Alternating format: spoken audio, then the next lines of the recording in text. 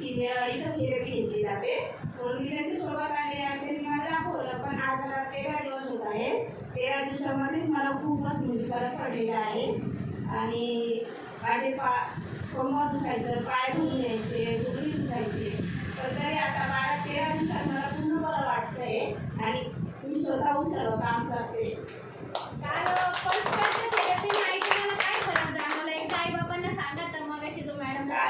हो, तो आहे ना, मी काल ती वेगळीच थेरपी दिली मला मॅटची. तर मी म्हटलं मॅटची थेरपी देत आहे, खूप आपण एक दिवस कसं वाटतंय बघितलं. तर मी काल गेली, मी इथून गेली लगेच झोपून घ्यायची, आता एक तास पडून घ्यायची. नंतर मी म्हटलं जाऊ द्या ते पडायचं नाही बघू, आज मला इतकं फ्रेश वाटलं म्हटलं. तर मी लगेच स्वयंपाकाला लागून गेली आणि 1 तासाच्या आत मी पूर्ण स्वयंपाक करते.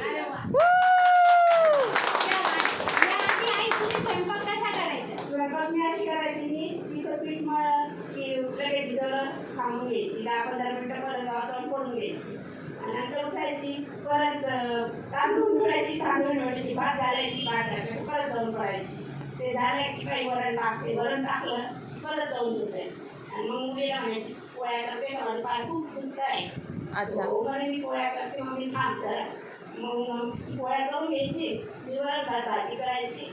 तिला काम कॉलेजला जावं लागतं, मग मला पण करावं लागतं, तिला करावं लागतं. आम्ही दोघी मिळून स्वयंपाक करायचे, पण कालचा स्वयंपाक मी पूर्ण एकटीनेच केला. अरे वा, म्हणजे याच्या आधी आई उठत बसत स्वयंपाक करायच्या. फक्त एक दिवस आईने आपली मॅटची थेरपी घेतली, प्लस तिच्यासोबत जे पल्स पॅड असतात त्याची देखील आईने थेरपी घेतली. आणि त्या एका दिवसाच्या थेरपीमध्ये फक्त 10 ते 15-20 मिनिटाच्या थेरपीमध्ये आईंना इतका छान फरक पडला की काल त्यांनी कंटिन्यू लगातार 1 तास स्वतः स्वयंपाक केला. एकदा आईसाठी जोरदार क्लॅपिंग झालं पाहिजे. कसं वाटलं आईचा फरक? आई तुम्हाला ऑपरेशन पण सांगितलं होतं ना? ऑपरेशन सांगितलं होतं आई? हो, डॉक्टरने ऑपरेशन सांगितलं होतं माझं मणक्याचं, की तुमचा मणका घसरलेला आहे, बाईक साईडला झालेला आहे आणि 3 मणक्यामध्ये गॅप आहे, तर तुम्हाला ऑपरेशन शिवाय पर्याय नाही. तर मी म्हटलं आता काय करायचं. बरं, हे 8 वर्षापासून चालू आहे, पण तरी पण मी ऑपरेशनला घाबरत होती की नको ऑपरेशन केलं तर म्हणतं असं होतं तसं होतं. मी ऑपरेशन काही केलंच नाही. मग शेवटी मला देवाने हा मार्ग दाखवला आणि मला आता हे बरं वाटतंय. आई 100 पैकी किती टक्के फरक पडला? भरपूर, 100%.